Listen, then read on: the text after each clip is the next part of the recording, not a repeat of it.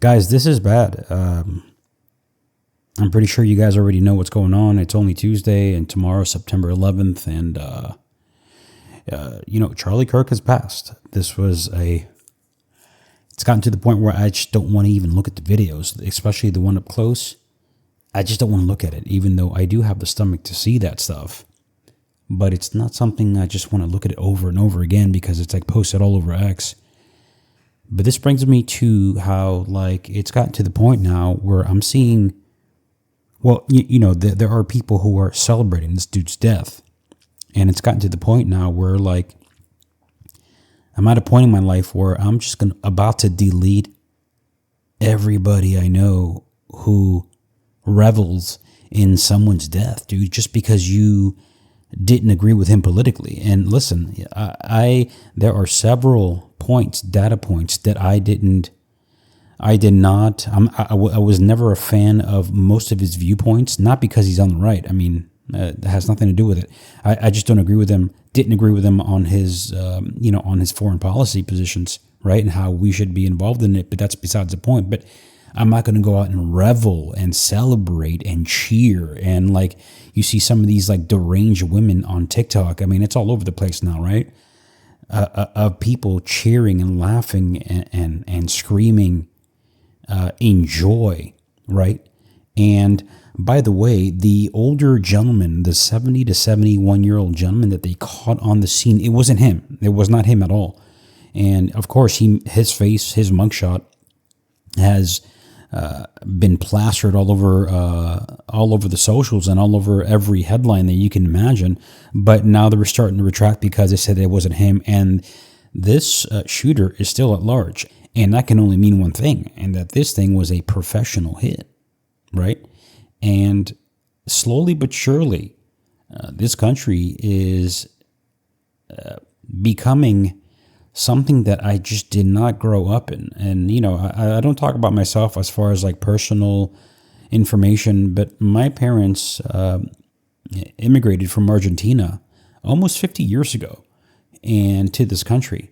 And I was almost born here. My sister was almost born here. And the country that we grew up in is not the country that we live in today. And I'm very sad to say that, and it really truly breaks my heart. And things are reaching a tipping point. The beautiful Ukrainian woman who was brutally murdered on that bus. And did you know that was almost 3 weeks ago? And the video was so damning. It was so bad that even these Democrat cities, and I'm not talking about left, right here, but it just so happens to be so, they knew that the reaction was going to be devastating. And sure enough, you go on X, you go on the national conversation is that for the most part, a lot of Americans are fed up, and it doesn't matter who you vote for. And I always knew this, but I learned very recently that, did you know that when you vote, only 2.5% of the government is actually voted by the American citizens, and the rest is actually appointed and or private, right? And so it's an illusion of choice, and we're beyond the point where this is a democratic issue, meaning politics are not going to fix this issue. And I fear for that, because that can only mean one of two things. Either this whole situation goes full-blown authoritarianism, or there has to be some sort of reset. I'm not talking about a civil war, this, that, and the third. Although most of that stuff that you see in films and TV, that is predicted programming. A lot of it is, and that's a term that Alex Jones came up with over 20 years ago. The term predictive programming in films and TV, and I'm no longer a fan of his either. Although I used to be, but man, shit is heating up. Things are in turmoil, and another thing too that the media doesn't want to talk about, and it's something that should make you think as well. You're seeing a lot of, I hate to use the word doom and gloom, but a lot of it a lot of doom and gloom videos that are actually tied to the American way of life, and especially the economy and how hard America has it right now. But you're seeing a lot of the billionaire, and then obviously it trickles down to the millionaire class. They're moving out of this country. And this is something to think about, because it's becoming clear that we are crumbling from within, dudes. There are a lot of problems in this country, and I don't think a messiah type president is going to come in and save the day. It really comes down to all of us, together. Wherever you lean on the political aisle, I really don't think it matters anymore.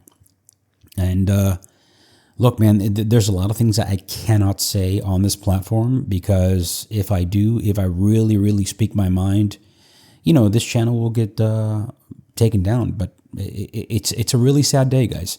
It's a really sad day that we have to see this in real time, by the way. And the guy was 31 years old. I don't think I had an idea of how young he was. I thought he was maybe a little bit older.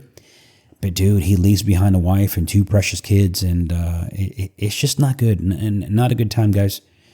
I don't want to use any B-roll. I'll just put it over some Dota 2 footage. But I'm gonna start speaking my mind more and more about things that I think all of us need to come to terms with. And, video gamers are very smart people. Don't underestimate how young and or old, just because we play video games, we don't know what's going on. But I think we need to start having more conversations about what's really happening, because it affects all of us. And, whether you believe in a higher power or not, and may he rest in peace, and God bless. Peace.